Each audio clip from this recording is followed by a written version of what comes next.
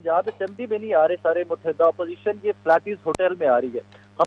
हम लोग भी सारे पंजाब असेंबली के बाहर वेट कर रहे थे। वहाँ पे 7:25 पे पंजाब असेंबली के डिप्टी स्पीकर दोस्त मोहम्मद मजारी साहब आए, वहाँ पर आए, मीडिया टॉक की और वहाँ से वापस चले गए। मेरा ही उनसे सवाल था कि आप सेशन आपने बुलाया, आप यहाँ पे आए, मुत्तहिदा अपोजिशन तो सारी फ्लैटीज होटल जा रही है, वो तो वहाँ इजलास करने जा रहे हैं।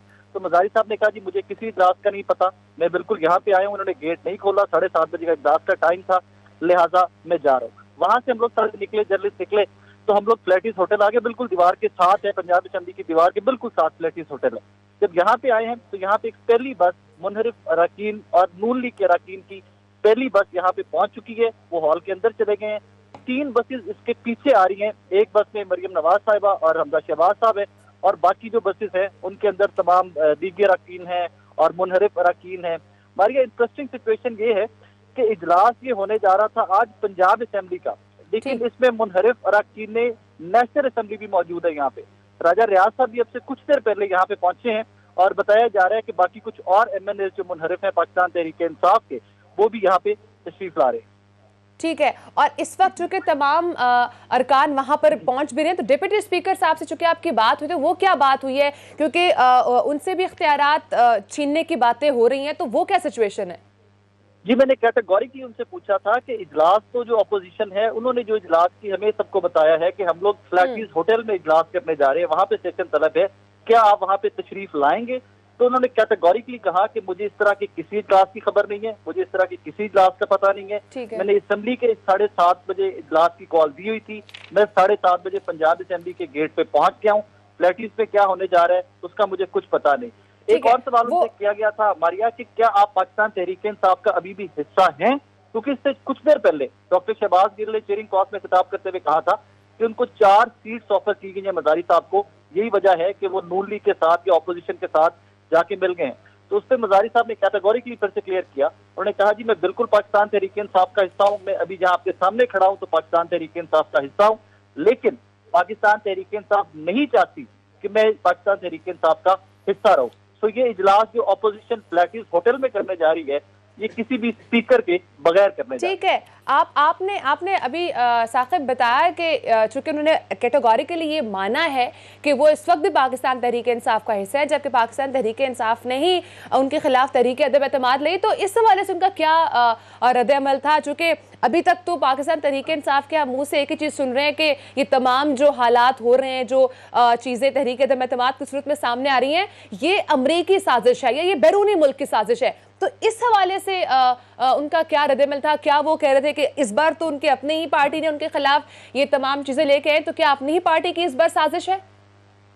जी वो यही कह रहे थे कि मैं तो तहरीक इंसाफ का हिस्सा हूँ, मैं आइन और कॉन्स्टिट्यूशन, मैं अटॉर्नी जनरल पंजाब से बात करने के बाद जो आइनी तरीकाकार था, मैंने उस लिहाज से, उस हिसाब से इजलास तलब किया था, लेकिन इसका गजटेड नोटिफिकेशन नहीं किया गया था पंजाब असेंबली की जानिब से। सो ऑब्वियसली अगर गजटेड नोटिफिकेशन नहीं है तो डिप्टी स्पीकर अगर इजलास बुलाते भी रहे तो उनकी कानूनी हैसियत, अब तो खैर कानूनी माहिरीन ही उस पर राय बेहतर दे सकते हैं, लेकिन मुझे लगता है कि अगर गजटेड नोटिफिकेशन नहीं है तो उसकी कानूनी हैसियत खत्म हो जाती है। और यही सवाल जब उनसे पूछा गया था तो उन्होंने कहा जी मुझे तो जो अटॉर्नी जनरल पंजाब ने या जो मेरे कानूनी माहिरीन है, मुझे उन्होंने मशवरा दिया कि आप सुप्रीम कोर्ट के हुक्म पे अमल करें, आप इजलास बुलाएं। मैंने इजलास बुला लिया और अब देखें तहरीक इंसाफ वाली हमारे साथ क्या कर रहे हैं। तहरीक इंसाफ खुद ही नहीं चाहती कि मैं तहरीक इंसाफ में रहूं और ये चाहते हैं कि मैं छोड़ के चला जाऊं। साकिब इस हवाले से बताया कि एडवोकेट जनरल साहब ने खुद यकीन दहानी करवाई थी कि इंतखाबात होंगे और सिचुएशन आगे मूव होगी, तो इस वक्त काफिली क्यों पीछे भाग रही है? इस वक्त पाकिस्तान तहरीक इंसाफ क्यों पीछे भाग रही है कि इंतखाबात से क्यों डर रहे हैं वो? मारिया आज की सिचुएशन में तो मैं क्लियर कट आपको बता सकता हूँ कि नंबर गेम ऑपोजिशन की पूरी है और गवर्नमेंट और उनके अलायंस की नंबर गेम बहुत नीचे जाती जा रही है। अभी जो क्लेम अवारी होटल से जो हमारे दोस्त वहां पे मौजूद थे रिपोर्टर्स, उनका कहना है कि 200 के करीब तो ऑपोजिशन के अरकान फ्लैटीज होटल में आ रहे हैं। एक बस तो आगे 50-55 लोग उसमें थे, अब बाकी बसें जब आती हैं तो फाइनल नंबर भी मिल जाएगा, लेकिन आज ये चीज श्योर होगी, आज ये चीज क्लियर हो गई है कि ऑपोजिशन के पास नंबर बहुत ज्यादा है और हुकूमती जमात और उनके अलायंस के पास, चौधरी परवेज इलाही साहब के पास वजारत आला पंजाब के लिए नंबर बहुत थोड़ा है। शायद यही वजह है कि वो डिले पे डिले करना चाह रहे हैं। ठीक है, और इस वक्त वहां पर पाकिस्तान तहरीक इंसाफ क्या सोच रही है कि क्या एक ऑप्शन गवर्नर राज लगाने का जो है, क्या वो ऑप्शन सोचा जा रहा है इस सिचुएशन से बचने के लिए? देखिए, काफ लीग को आप भी जिन लोगों से टेलीफोन पे सारा दिन राब्ता रहा, सारा दिन मुलाकातें होती रही, तो काफ लीग को अभी भी बड़ी पुरुम्मीद है कि हम लोग कोशिश कर रहे हैं। बहुत सारे लोग नून लीग के हमारे साथ हैं, बहुत सारे लोग हमारे जो मुनहरिफ अरकान हैं वही वापस आ जाएंगे बस। लेकिन इसमें मुझे जाती तौर पे मेरी राय है, ये कोई खबर नहीं है मारिया, मुझे जाती तौर पे ये लगता है कि मुनहरिफ अरकान और पंजाब की सियासत जो है इसके ऊपर सुप्रीम कोर्ट का डिसीजन जैसी आएगा वो बहुत इम्पैक्ट होगा उसका। तो बहुत सारे लोग वेट कर रहे हैं, पंजाब के एमपीएस जो हैं, कि देखिए सुप्रीम कोर्ट क्या डिसीजन देती है, उसके बाद वो डिसाइड करेंगे कि वो काफ लीग और तहरीक इंसाफ के साथ जाना चाह रहे हैं या वो अपोजिशन के साथ जाना चाह रहे हैं। क्योंकि अब अगले इलेक्शन की तैयारी तो सबको नजर आ रही है और तमाम अरकान जो हैं वो अगले इलेक्शन के टिकट सिक्योर करने के चक्कर में पड़े हुए हैं कि हमें, और पंजाब की प्रायोरिटी या पंजाब की हमेशा से यहाँ पे एमपीएस या पॉलिटिशियंस की चॉइस नून लीग पहली रहती थी, तो वो आई थिंक अपनी फर्स्ट चॉइस या प्रायोरिटी जो है नून लीग को पिक कर रहे हैं कि अगर किसी तरह से भी हमारी सेटलमेंट होती है नून लीग में, हमें टिकट मिल जाए तो अगला इलेक्शन नून लीग की जानिब से लड़ लें।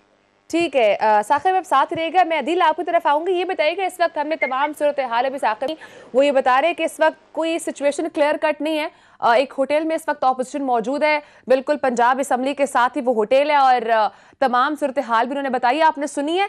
मैं इस पे आपका टेक लेना चाहूंगी। आप क्या समझते हैं इस वक्त काफ लीग पाकिस्तान तहरीक इंसाफ इस वोट ऑफ नो कॉन्फिडेंस की मोशन से पीछे क्यों भाग रही है, इसको अवॉइड क्यों कर रही है, इसको डिलेड टैक्टिक्स क्यों इस्तेमाल कर रही है?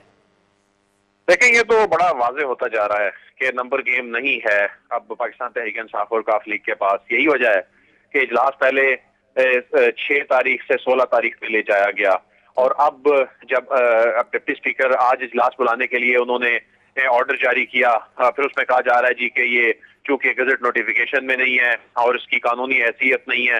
ठीक है, कानूनी हैसियत नहीं है तो आप फिर जो इजलास है आपने क्यों वो आगे लेकर गए, जब पहले 6 तारीख को आपने सुप्रीम कोर्ट में भी कहा था कि इजलास बुला लिया जाएगा, एडवोकेट जनरल पंजाब की जानिब से यकीन दहानी कराई गई थी। तो ये सारी चीजें तो जाहिर कर रही हैं कि नंबर गेम नहीं है काफ लीग के पास और अपोजिशन अपने नंबर पूरे कर चुकी है।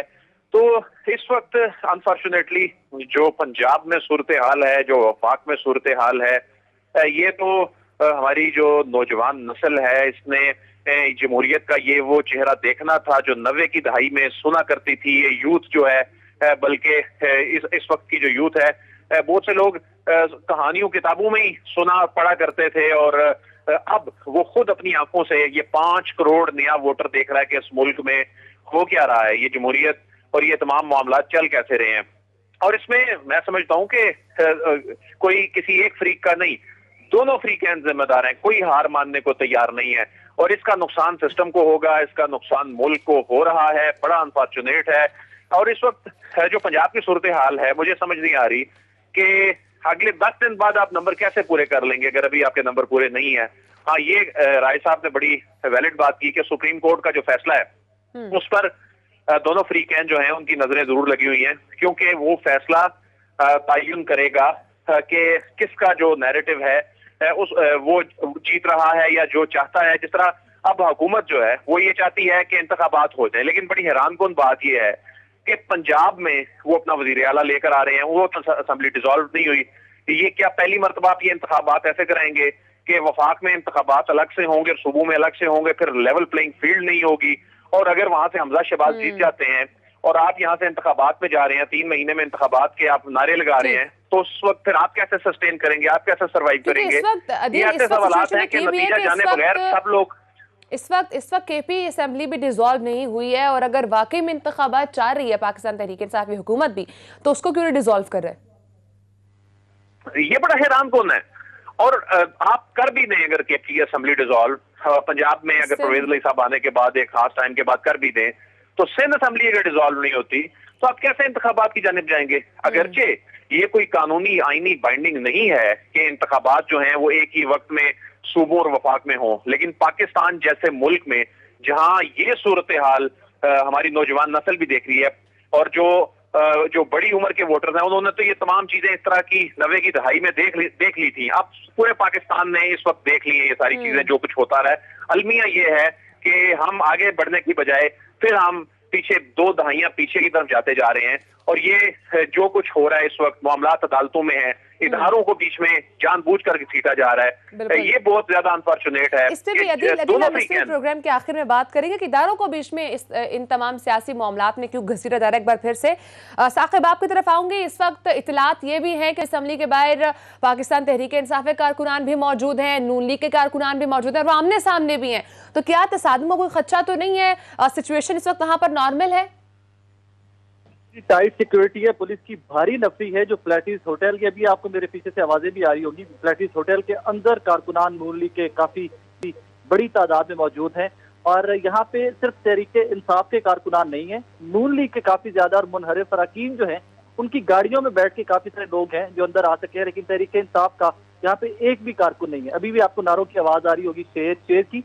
और जो पंजाब असेंबली के बाहर कारकुनान थे वो काफ लीग के कारकुनान थे। भी क्लियर कीजिए कि पाकिस्तान तहरीक इंसाफ के कारकुनान नहीं है, नून लीग की और जो नून लीग से मुनखरिफ अरकान है वो वहां पर मौजूद है। मारिया, हुआ कुछ ऐसे कि जो मुनहरिफ अरकान थे वो कुछ जो अपनी गाड़ियों में आए हैं तो उनकी गाड़ियों के साथ स्क्वाड में डालों में बैठ के जो लोग आगे हैं वो लोग हैं, लेकिन तहरीक इंसाफ का कोई लीडर यहाँ पे नहीं है। तो ऑब्वियसली तहरीक इंसाफ का कोई कारकुन भी यहाँ नहीं आया। फ्लैटिस होटल के बाहर भी कोई 200-400-500 बंदा नून लीग का मौजूद है।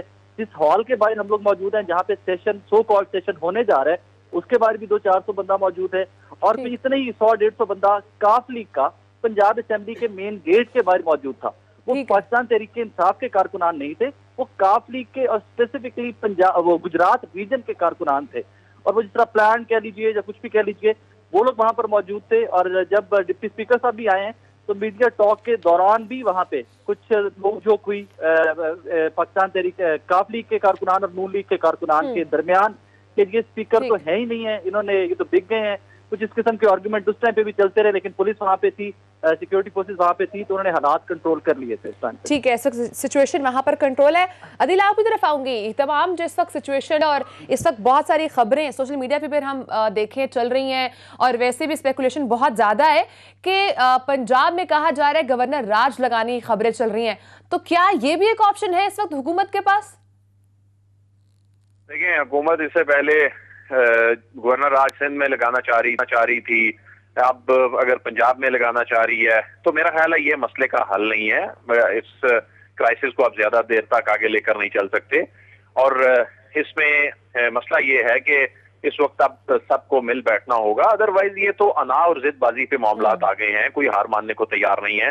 जिसके नंबर नहीं बन रहे वो भी अपने आप को फाते कह रहा है, जिसके नंबर हैं वो इस अंदाज में है कि वो इजलास ही अपना किसी होटल में करना चाह रहा है। तो इस तरह तो मामलात नहीं चल सकते। अगर कोई हुकूमत बन भी जाती है और इवन अगर सुप्रीम कोर्ट का फैसला हुकूमत के खिलाफ आ जाता है, रिवाइव हो जाती हैं सपोज अगर असम्बलियां, और उसके बाद वही उसी मॉडल पे जिस तरह शहबाज शरीफ साहब जो हैं वो आ जाते हैं, लेकिन इस तरह तो वो मामलात इमरान खान साहब नहीं चलने देंगे ईवान में।